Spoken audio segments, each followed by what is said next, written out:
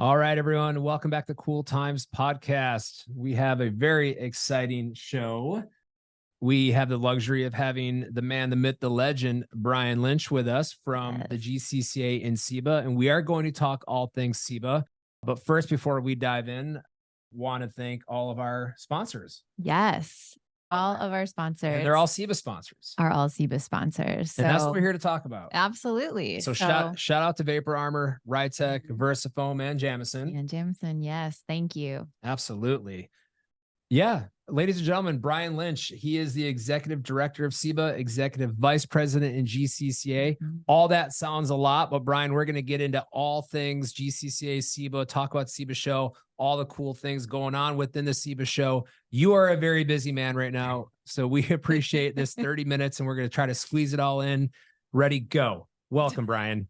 Tell us who you are.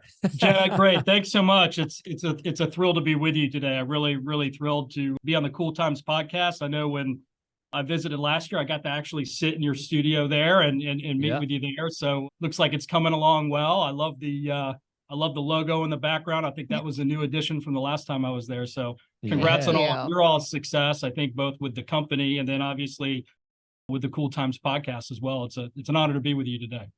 Awesome. Well, thank you, Brian. We appreciate you and all you do for us. Yes, I know you wear a lot of hats and you work your tail off for all of us to be able, afford the opportunity to network and go to these amazing conferences that you guys put together. And I know you are doing the GCCAs and the CEBA, and they're just all phenomenal. And yeah, we have a CEBA show coming up really soon. So, as you guys are going to be listening to this here, we are going to be a week away from heading out to the desert in Palm Springs for what number of CEBA is this now? 45, 44? I think it's our 43rd. I believe it's our 43rd conference. Yeah. 43rd conference. Absolutely. So for all the listeners, CEBA stands for Controlled Environment Building Association, right? And the quick history, I guess before you, Brian, was established in 1978. I mean, it goes way back to all the contractors trying to get together and I think it was just for a business write-off. And then it gained popularity and turned into a show, and they established a board and they established a conference, and it was IASIC, right? International Association of Cold Storage Contractors. And then the name did change to Cold Storage Construction, right? And then over the years, as this all grew and evolved and developed, we went through a few president and CEOs, and here we are today, 3 years into the name change of CEBA now. Yeah, I think 3-4 years. Three or four years into the name change CEBA. It's a little easier to pronounce than IASIC. People know what that means. So you can give us a 30,000 foot overview of, the kind of what you called CEBAverse, which I love, by the way. Love that. So background, history, the mission, you wanted to all things CEBA and GCCA and kind of tell us about that and the difference between CEBA and GCCA and how we're all still married though, because we love each other. Of course. No, it's an incredible relationship. And I know GCCA greatly values partnership with CEBA. You literally build the buildings for them to operate into, right? And as well as the broader food industry, drug industry, and just about almost every other industry as well. In some form or fashion, our folks are involved in really growing commerce and in the industrial capacity around the globe. So it's a real honor and privilege to be part of it, to wake up every day and have the opportunity to, serve such a dynamic industry. It's a lot of fun. And, the team here at GCCA is thrilled to do it on a daily basis. Let's take CEBA first, as you mentioned. Sure. Started out there in 1978 and has evolved quite mightily, I would say, since its inception. Coming on board about 3 years ago, which I think was just about maybe a year or 6 months or so after you made the last branding switch, I think, over to CEBA, and with a lot of work that the board had put in really around trying to drive and enhance the value that CEBA delivers to its membership. And you guys did a great job knocking out a strategic plan that we still use today for the organization. And really CEBA's mission is to represent the expert builders who specialize in design and construction in a controlled environment in the building space. Our mission is, or really our vision is really to welcome, educate, inform, and inspire all those that are involved in the controlled environment building process, whether you're a general contractor, thermal contractor, a supplier and end user, or that community that comes into it and really builds it out, whether you're an architect to laying the cement floor to putting up the panels or a foam guy. Really, CEBA is the home for you, really to network across the industry itself, deliver and drive, business development aspects. I think that's really where the organization was really founded, was really about bringing folks together in this industry. And that's a core strength that we certainly have not abandoned. If anything, that's probably still our strongest pillar, if you will, as far as what we deliver to our membership. That said, it's really everything we do is about achieving the recognition from the industry about being the experts in controlled environment building, right? And we do that really through three ways. We really focus from the organization's perspective on how do we build future talent in our industry?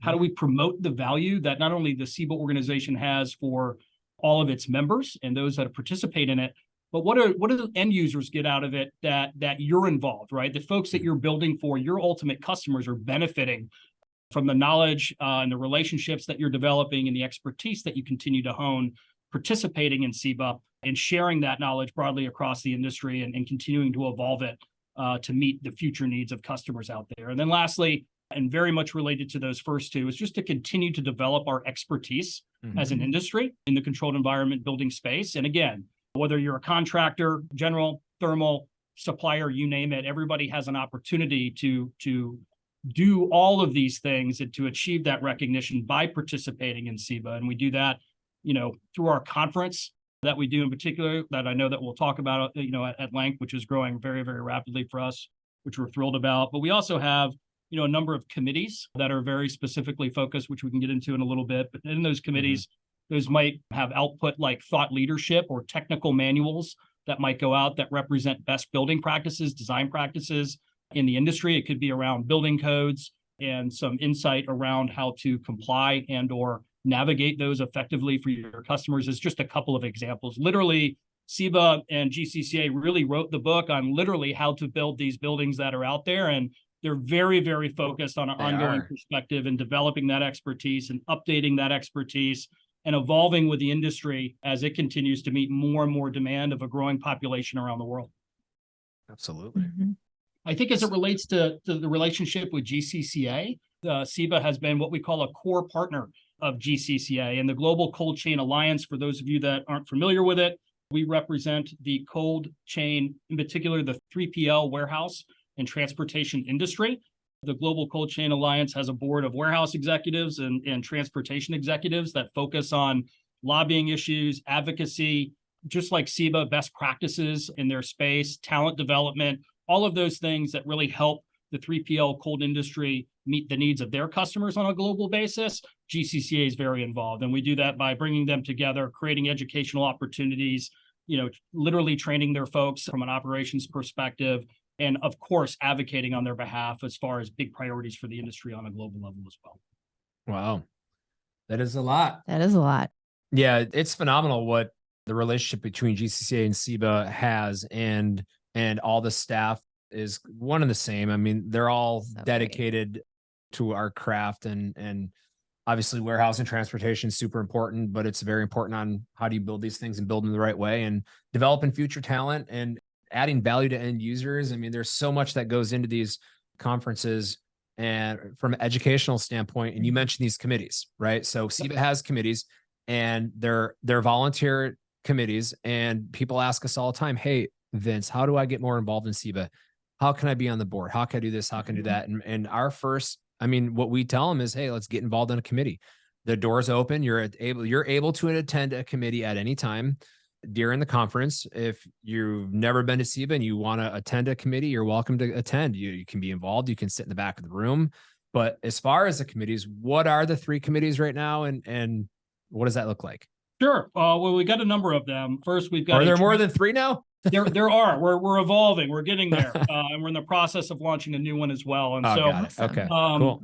Yeah, we've got an education and training committee, and the education and training committee, historically has been very involved in any kind of program that we've done, whether it's our conference, and they've been very, very focused, I would say, over the last 3 years on our CEBA certificate program, which we'll get into in a little bit, but is a North American focused training curriculum and testing mechanism that will, establish a proof of knowledge for controlled environment building professionals throughout the industry. And we've been working very, very hard over the last 3 years, in particular around developing that curriculum and the testing module that will go along with it.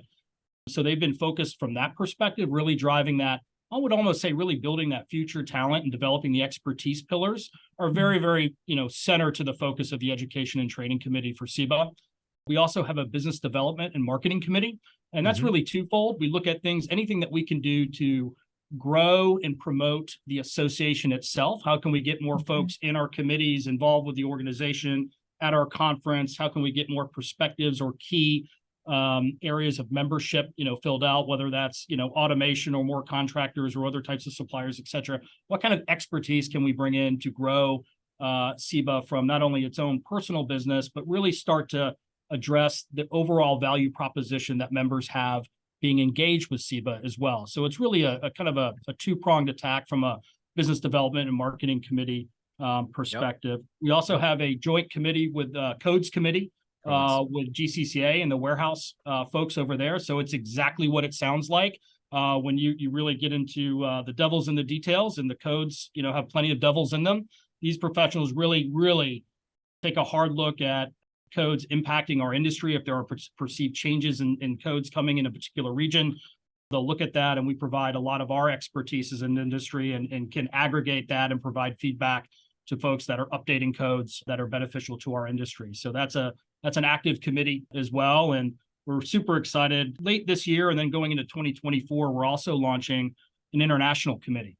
Awesome. I would say especially over the last 2 years with the momentum that CEBA's been having successfully with its programs, with its growing conference and its growing membership, we are seeing a lot of demand globally for CEBA to get more and more engaged. I get calls from Brazil. Hey, we need a CEBA Brazil, or we need a CEBA UK, or we need this, or we need that. And so seeing a lot of demand there. And so kind of positioning the organization to understand what that demand is and see what we can do from a CEBA perspective to, carry our great role, not only here in North America, but globally. It's a real strong first step in that direction, and we're really excited to launch that. I know Marco, as chairman, is very excited about that.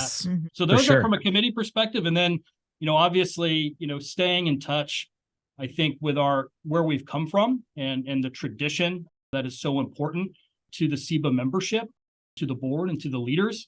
We all benefit of kind of standing on the shoulders of giants, if you will, especially in this incredible industry that we all serve in, literally. And so it's a great opportunity for us and under your leadership as well was to, hey, can we bring together and make sure that we don't lose that as we move forward and continue to evolve and meet, the needs of tomorrow, but keeping the principles of yesterday that are super core to us near and dear to our heart. And one of the ways we'll do that is with our past Chairman's Council, which you're a member of. And, I started that just to stay involved with y'all because I don't want to leave. It's perfect. And I had to literally create my own club. So no, I mean, you're 100%. Yeah. So I don't get kicked out.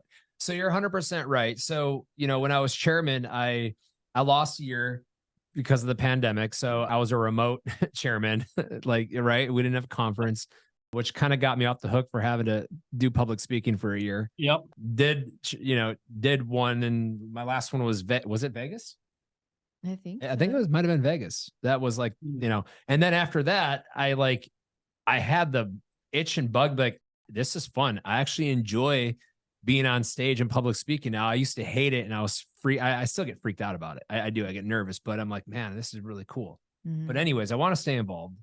And I don't want to lose all of our great leadership that has been past chair. I don't want to lose that, because when their terms are up and they go and they're on the, executive board as past chair after 2 years, I don't want to lose them. Right. We have so much talent in Tim Wynn and, Brian King, and, shout out to Marco. This is his last year as chairman. Yeah.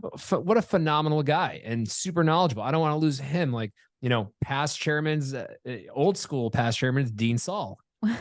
Well, you have it's people that genuinely care about what is going on in this industry. They care about making sure things are done correctly, about making sure people understand why we do what we do and why it's important. And I think it's a good idea that we have our finger on the pulse a little bit and kind of know what's going on. If we can add any value from outside looking in, comments, anything like that, like if it adds value, great.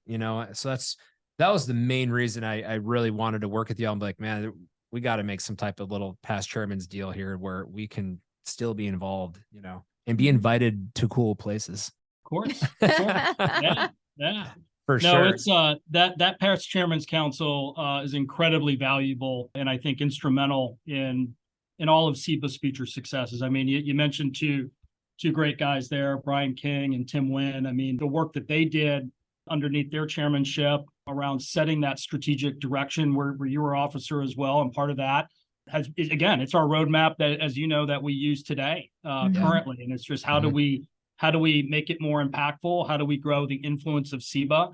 And how do we share this expertise more broadly, right? I think what I found really, with all my experience kind of working at different trade associations within the food industry itself, I think one of the reasons I think CEBA fits so well with GCCA right now as well is the ability for the cold chain to share and the way they talk with each other. Many of these folks have been doing business together for generations. I mean, I think GCCA's predecessor association was one of the oldest in the United States. It was in the 1880s is when it was established. And we've got, literally some members that have basically made that journey with us in some form or fashion. And, for the whole time, folks have been building for them and doing all of that. So I think when all of this came together and Bill Hudson had a great vision of bringing some of these groups together, over time, we're really seeing the benefit, I think, now with the right kind of leaders that are coming in place, with the right kind of vision and the opportunity really to share the excellent things and the value that we're doing really on a global basis. So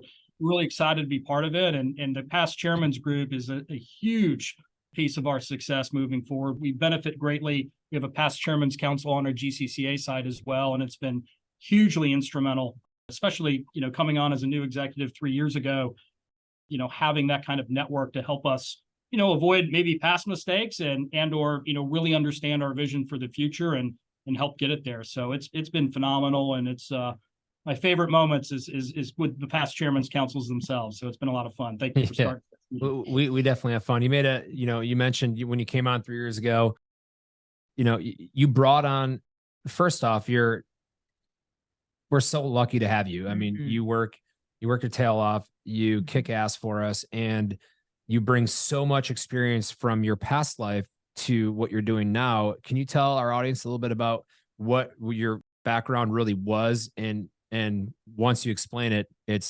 everyone is evident to see how valuable you are. Sure. No, I'd be happy to. Yeah, I've got about 24 years in association management in some form or fashion. So started my career back in 1999. And when I first started, I was in the another rapidly at the time consolidating industry. It was the satellite television business. And if you kind of look out there today, you have kind of DirecTV and Dish Network. And those are kind of the only two guys, right? That are really offering that kind of service via satellite. And at the time, it was late 90s. You were just coming off those big C-band, satellite did the West Virginia State Flower, if you will.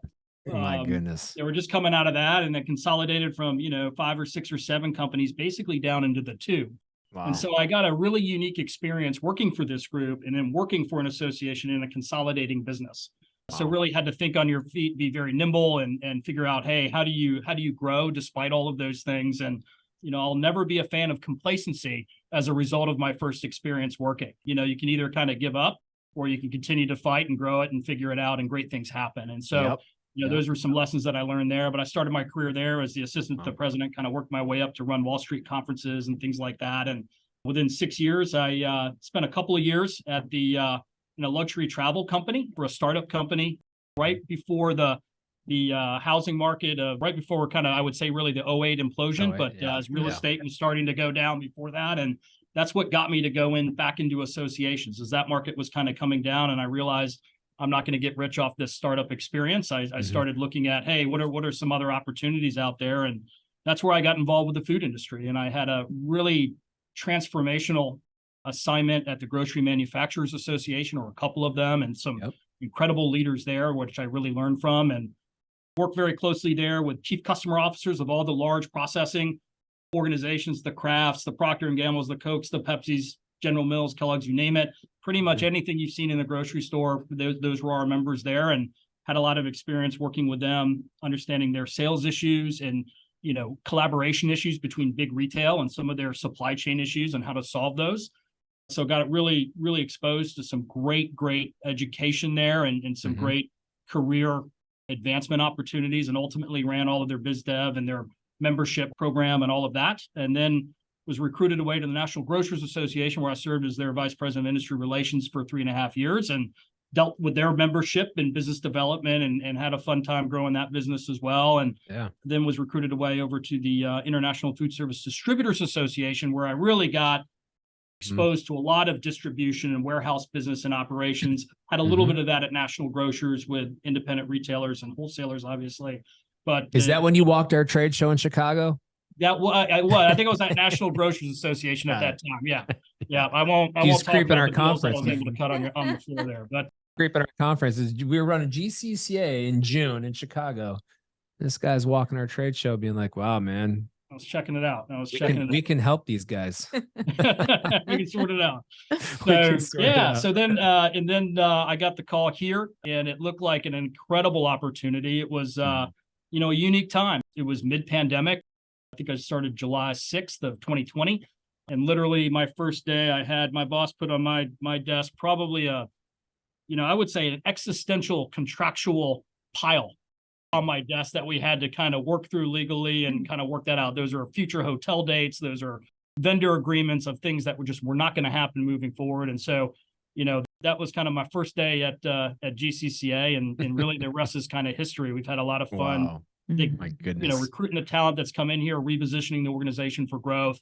And I will tell you, the management team, as we got here and was kind of assessing the business, we did see CEBA as an incredible growth opportunity that we felt was underserved and maybe didn't get the attention that it needed to really reach its full potential as an association. And so, fortunately, we worked with our boards and were able to deploy the appropriate kind of resources to get where we are today. So it's been an absolute, great journey. It's been a lot of fun. And I would tell you, here at GCCA and CEBA, one day is never like the other.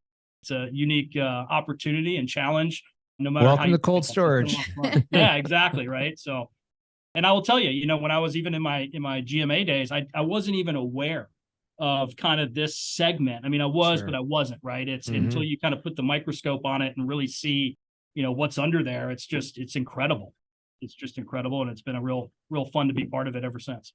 I mean, yeah, that's a great background, by the way. Yeah. That's why I was trying to tell Makes people, sense. man, this guy's the real deal, man. This guy's going to help us, I had my reservations with anyone we brought on because I was like, I was nervous being on the board. I'm like, I don't want anyone to come. I don't want them to come in here and ruin what we've built. I was so scared of that. Everyone was protective. And I don't know why I had that guard up, but I did.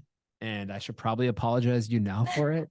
No, you're all good. That's an overdue apology. Apology. You're passionate on something that's valuable, right? And I think that's, coming in and earning the trust of folks, and you got to earn it, right? You got to show it, and you got to be there, and you got to, not walk the walk. You showed up and, you showed up and you took a lot of bullets and you just kind of, man, you just ripped the vest off and you're like, man, I'm here. It was good. It was a lot of fun. It's good. It's fun to be around. And I will tell you, a lot of associations out there, and we're not as fortunate as we were during the pandemic. I mean, that was a year where almost every trade association did not have access to their normal revenue streams. It was existential for everybody. And folks are still, probably just like in your businesses too, you're still dealing with some aspects of that. But I will tell you the passion that the members clear across every partner of the Alliance had, in particular CEBA. And that was fascinating to understand your side of the business too, where, that March, 2020 hit and everybody kind of paused there. And then, come April, that whole industry was moving and building and going. I mean, if there was one thing, globally that was happening during the pandemic, it was construction.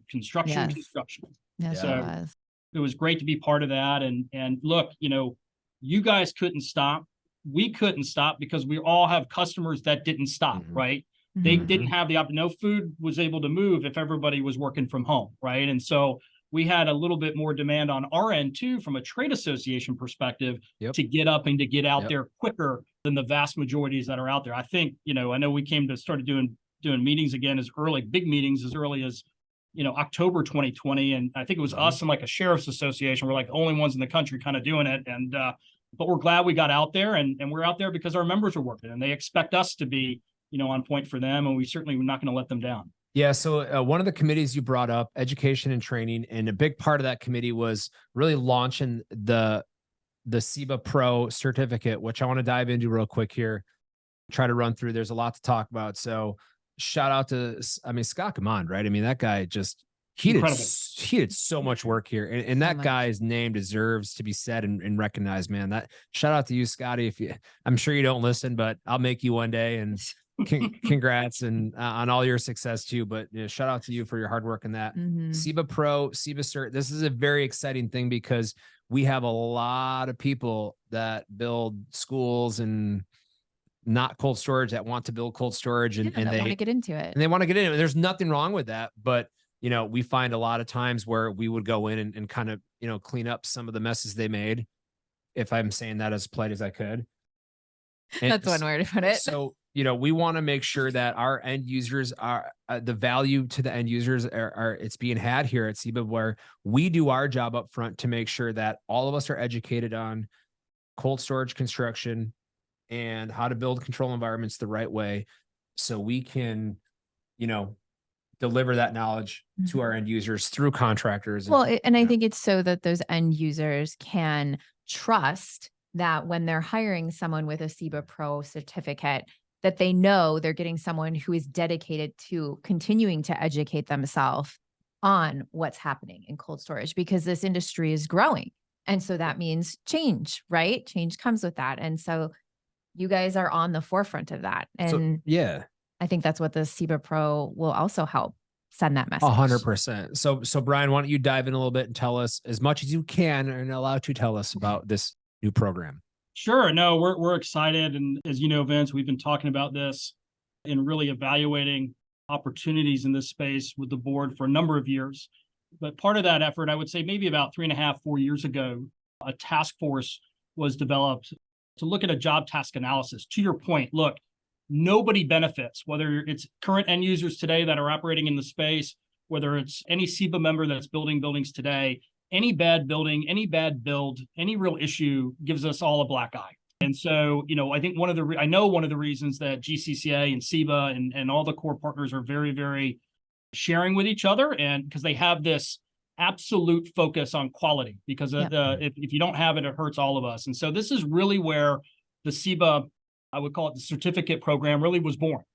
And so we did a job task analysis to really understand, hey, what are the key categories that would differentiate a controlled environment builder that really knows their stuff compared to compared to not, right? And so how do we bridge that gap? And so there was a job task analysis that was deployed, and they came up with really 4 key areas of importance as it related to a controlled environment building professional. 1, product safety. That includes the products that are in the actual building that you're building it for, and all the parameters that go around those things, as well as your own and the products that go into building the actual building there.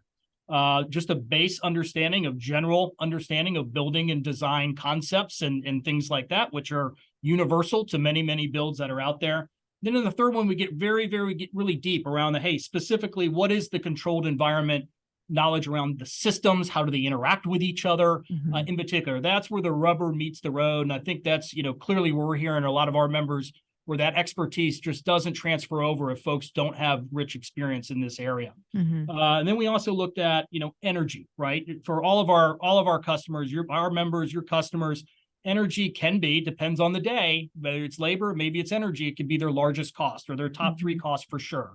And so it's something that they're always looking at, and it's heavily, heavily regulated on a daily basis from their perspective. So that is a huge piece to how folks think about how their buildings are built, where they're built, how they're built, all that kind of fun stuff that you all know very well. So we looked at those, we identified those 4 key areas, and then we brought our membership together and said, all right, let's build these out a little bit. And so under each of these areas, we probably got 5 or 6 different areas They get more specific as far as the knowledge required, the base level of knowledge required to be a controlled environment professional that knows what they're talking about, that can recognize things, recognize problems, not just make an oversight and lose something here. The attention to detail is absolutely critical. And so we've been on this journey probably for about 2.5, 3 years.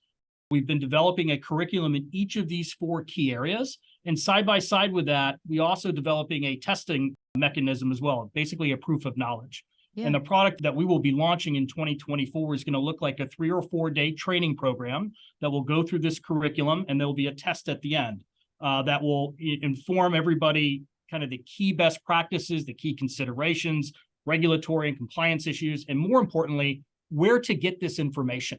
Where is the thing, where are the sources for this information that make it a fact, that make it part of this curriculum?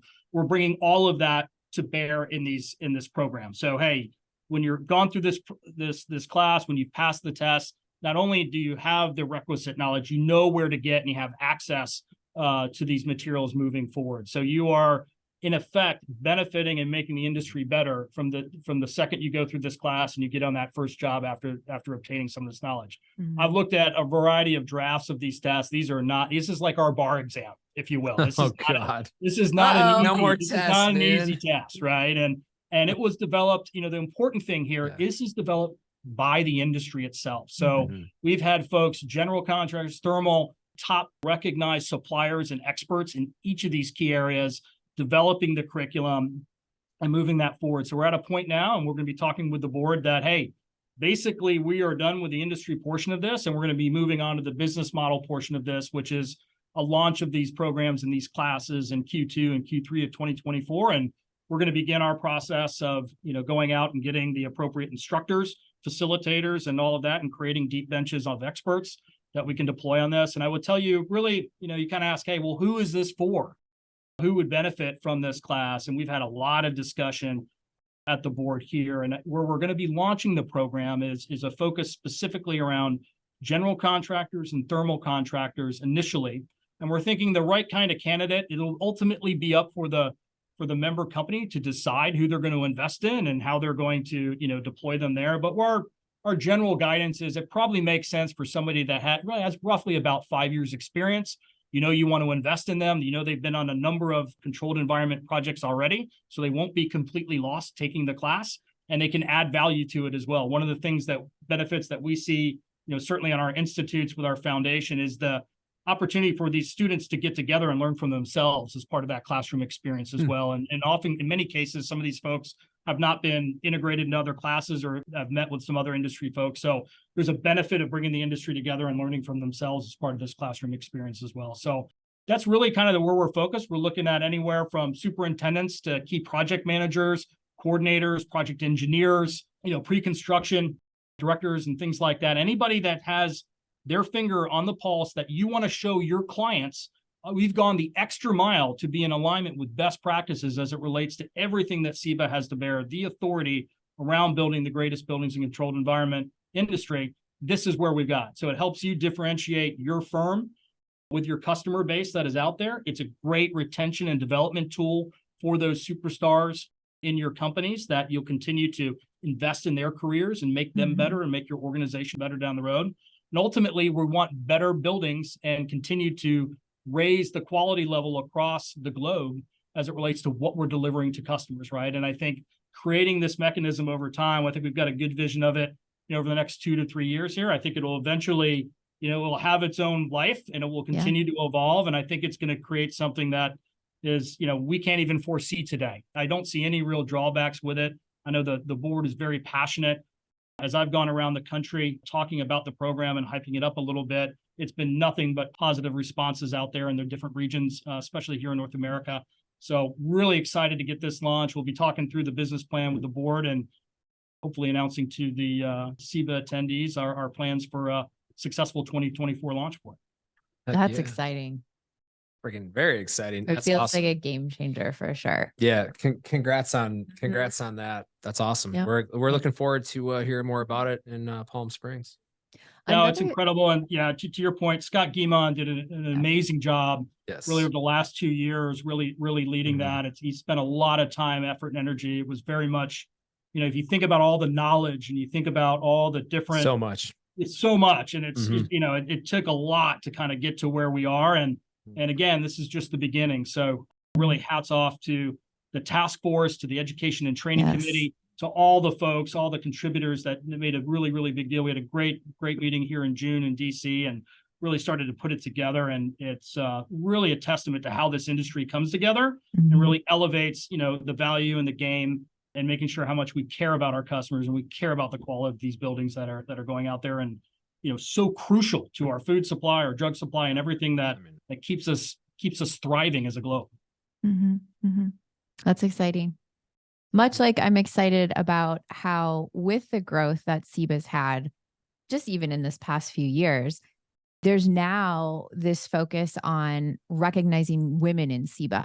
So can you tell us a little bit about how that came about, how that's being implemented so that we can understand how women are taking more of a role? For sure. Well, I would say the 3PL cold or the cold industry and the construction industry isn't alone. I've been, in a variety of industries, mostly food and different aspects of it. And what we've continued to find, the talent issue, the talent problem isn't exclusive to us, right? This is global and it's in every industry that you touch. And no industry can afford to ignore 50% of the talent pool. It's just not practical at all for thriving businesses moving forward. It's just, it's just not going to happen. And so as we kind of looked at this, there was an incredible, and as I was getting out and meeting members and visiting with folks, it's very clear to me that we had some incredible female leaders in the ranks at all of our member companies, not only on the CEBA side, but GCCA and across our industry. And, what are we doing to make sure that this is a place that they can grow, that they can develop, that there is a place for their knowledge, their contributions, and to help us drive the industry forward, right? And so, it was very, very clear to me as I got engaged that we needed more experts. We needed, whether that's subject matter expertise to particular types of, members that we have. Literally, we cannot exclude 50% of the, the talent pool here. And so we've been very, very intentional over the last, I would say, year at least, of really, hey, how can we make sure that folks know that CEBA is a place for everybody with talent and that we really want to make sure that there is a place for you and we want the very best that there is. And so we developed a recognition program. I think we're doing it on a monthly basis now, that we're recognizing folks that have contributed in any CEBA member organization to their customer, inside their organization, folks that are really making a good contribution to the growth, to the success of your organization and our industry. We want to know those people. We want to get them at our conference. We want to celebrate them, and we want them part of the industry moving forward. And so that's really where it was born. I'm thrilled to share with you. We're also doing this effort on the GCCA side as well. In fact, we just had our very first, I think in the whole history of the organization, our very first female keynote speaker at our convention this past fall, which was a huge step forward as well. And, I'd be remiss without saying too, I know we had two excellent female leaders that joined our board. Kate Lyle and Natalie Rosati just joined our board this past year and have had a very, very positive impact, on our focus and energy there as well. So again, this isn't one thing where we're just trying to, window shop it a bit. We're talking the talk. You're and we're all walking in. the walk. Exactly. And we're all in on it. We're excited about it and, look forward to celebrating folks well into the future. That's great. I love that. Me too. We need more women in this industry. We do. I agree. I'm seeing more and more every year. We've had excellent women on our show. I mean, we've had Kate Lyle Kate's been on the show. Yes. Jess Malone has been on the show. Yeah. More, right? Maggie. And Maggie. Maggie, Maggie. Hey, Maggie was a big inspiration for this as well. And she was kind of not in our cold space anymore, which is unfortunate, but very big influencer from that perspective. She was a great resource working with our staff here. We've got a number of incredibly talented ladies here that work on our team that we're really excited to get involved with this. And Maggie was a great conduit to them. Awesome. Yeah, she is. So we want to be cognizant of your time here. We still want to ask you some funny stories that you have in the industry. That's very important. We do that because they're good. But also, let's chat real quick. The association, we have a conference coming up. CEBA's coming up. CEBA is coming up. It is around the corner, and we are going to Palm Springs. When and where can you still sign up? how do you come to the show? Can you still come to the show if you just heard about it? Where can you find more information? Yes. Go. Sure.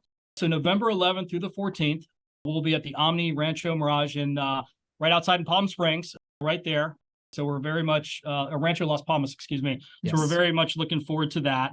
We've got over 400 folks, which will be our record attendance. I think last year we were right around 375, and year before that 275. So we're growing pretty significantly and fast. There is still opportunities to register. We're a little tight on hotel rooms at this point, but there are other local hotels right around that you could stay in, and we do have a waiting list that we're looking to clear as well. But yes, tons of opportunity. Not only are you going to be with 400 of the top folks in the controlled environment building industry, it's about a 50-50 split between, general contractors, thermal contractors, and the supplier community. We also have a growing end user community that participates in that as well. So we do our CEBA board meetings there. We have all of our committee meetings. We also highlight our finalists in the Built by the Best competition, which is always an exciting. Remember to bring that up after this. Yeah. And so we're excited. We got 9 submissions this year. Let's talk about it now.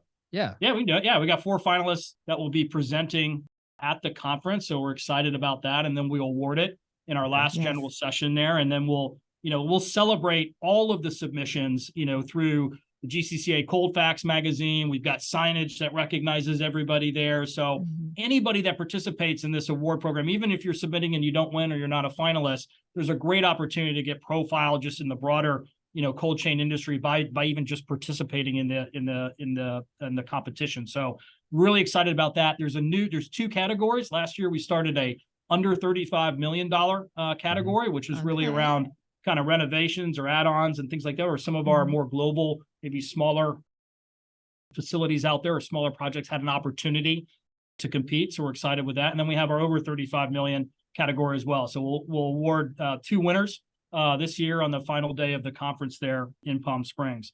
Secondly, we've got a ton of interaction, I would say, again, trying to stay close to that core of bringing folks together for CEBA and that networking and that sharing value that gets driven there. We don't ever want to lose that. And we do that through 2 things. We got a construction cafe where we look at about 14 different issues that are addressing our industry. And then we rotate through facilitated tables for about an hour and a half. So that's exciting. And then new this year, we're also doing a peer-to-peer program where we'll have a kind of a sharing room for general contractors and thermal contractors, another room for suppliers, just to talk about some opportunities and challenges that are out there so you can get to know some folks and have some great connections coming out of it. Yeah, from a content perspective, we've got a great keynote with Jim Carroll, a futurist.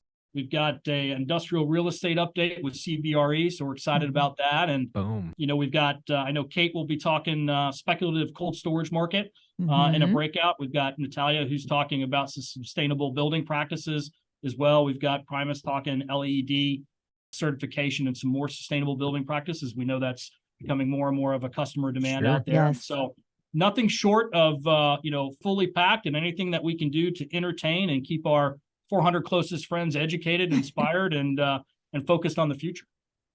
Damn. Where can people go if they still want to get registered? Where should they go for this? Sure, you can go to gcca.org. You'll see a CEBA button. You just follow our events, and you'll get right onto the CEBA button there. Click on that, and you can register online. You can also show up and register at the event as well. We do take registrations at the event too. As I mentioned, we're getting a little tight on the hotel at this point because of the strong demand. But of course, like I said, there's probably 4 or 5 different available hotels within a mile half of the property, and we'd love to have you and love to see you. Hey, any promo codes I can put in when registering, like Cool Times podcast for like $10 off or anything, or no? Sure. You can say Cool Times. See what happens. My goodness. Wow. Man, we should have lined that up. Should have lined that up before, so many great ideas for the future. So many great ideas for the future. Well, it'll be a lot of fun. I'm looking forward to our past chairman's dinner out there. I know we're gonna have a lot of fun with that, and bringing our board together. A lot of good business to do. It's organization has strong momentum, and this is our Super Bowl to show it all off. So we're really excited about it. Brian, would you be willing when the dust settles a little bit, you come back on the show with us, maybe in January and kind of do like an overview of the conference and where we're heading in 2024 for our listeners? Would that be a good idea? Would you? Yeah, I would love to do it. I would love to do awesome. that. And yeah, for sure. And I know Mr. Sam Tippman will be our chairman then as well. He And sure will. we but can. Hey, we can come figure out how to do in-house. You need to fly here and we can play golf in January. I'll take you golfing. I was at the PGA West. That's what I hear. Yeah. It's fun. It is. It's very hard, by the way. Like some of their greens don't make sense. Like whoever designed that was drinking too much Texas whiskey. Anyways. I used to be a good putter. Before we let you go, we would love it if you could do a tradition that we do here on the Cool Times podcast and share with our listeners maybe a cool story from your time in our cold storage. Or a funny story. It could be funny. Doesn't have to be cool. It could be cool and funny. I think most funny stories are pretty cool. So fair. I think when we first came on board, as I mentioned, the challenge was in the pandemic, hey, how do you get out? How do you meet people? And a lot of offices and facilities were closed to outsiders and things like that. And so it became kind of difficult to do that. And so we had gone out in kind of the marketplace and met with a lot of folks and done some things. But again, that kind of also eased up, I think, the expectation that GCCA needs to get big group meetings together just as soon as humanly possible. And so I recall, I think it was our joint board meeting in October of 2020 at the Broadmoor, which I think was probably your first, public speaking as the actual chairman there, Vince, I believe. But my favorite part was Vince's toast in the beginning of that. That was my favorite moment. And I kind of shared his sentiment. I was as worried as he was just about, kind of how things were going to go from that perspective. And I had a just toast. The listener, I was going to say, I don't think he remembers this. He probably does. So no, I think it was something that, so we had, just for the context for the listeners. So this is October of 2020. And I think we were bringing together about 150 execs into a room, and it was outside. The temperatures were 70 one day and 22 the next. And this was all pre, vaccines and medication and all. This is all before all that stuff. And so, as you can imagine, our guards were up pretty high walking into that and dealing with hotels and all of that. And so when Vince got up and welcomed everybody to the super spreader event, I fell out of my chair and I still think about that to this day. It was hilarious, and we had a lot of fun with it. And but yeah, it was all good. Everybody was healthy. Everybody got home okay. It was I was very much watching the next 10 days very closely, but it all worked out. But that was a lot of fun, and that's really kind of when I first met you in person, I think, and I met the rest of the super board there. Welcome to the first ever super spreader event of the GCCA. Yep. Whoops, my bad. I'm not one for a good toast. No, I know. That was hilarious. It was remarkable and memorable, so it worked. Yeah, I try to tell jokes to, calm my nerves before I speak, which is why in my first public speaking opportunity I had at CEBA, when I had introduced the show, I started off with 3 minutes of roasting people I knew. That was great. Yeah. In the industry. That's what you got to do. Which my favorite one was still, look to your left or right, you're probably sitting next to it. Yep, for sure. For sure. Oh, good times had by all. Yeah. Well, I am going to, due to time here, I know we all got to run and our schedules are busy. You are off the hook for the this and that round of questions, except you get one this time. You get one this and that question right now. That's it. You ready? Sure. Justin Bieber or Justin Timberlake? Timberlake. There you go. You passed, man. There we go. That's all you get, man, because we're short on time. So there we go. Anything else you want to add for our listeners about CEBA, GCCA, the future? Sure. No, I think the future is bright, and we've just been very, very thrilled and fortunate to have leaders like Vince, like Marco, Sam, Scott. We're looking at, Mike Jones coming into the officership more than likely later this year. So very excited about that. Thank you and people don't realize there's at least 8 years of service in just the officership. And then there's also, there's probably terms before that folks serve. So thank you all. And Jenna, thank you for sharing Vince with us and allowing him to do these things as you guys have been, evolving your life and growing your businesses and things like that. So it's been been amazing. It's been great to work directly with you, Vince, and work with the entire CEBA board and the executive committee. It's a real honor and privilege, and enjoying every moment of it.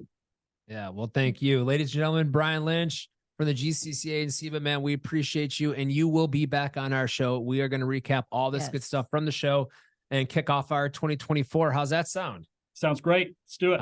We'll see you in Cali. All right, guys. And for all you listeners out there, please listen to our, you guys can listen to this podcast on your Apple podcast app. You can watch this podcast on YouTube, Cool Times Podcast. And then obviously we'll be on the social medias promoting it, LinkedIn, Facebook, Twitter, X, and Instagram. So to all y'all out there, man, stay cool and chat soon. Awesome. Thank you all. Appreciate it very much.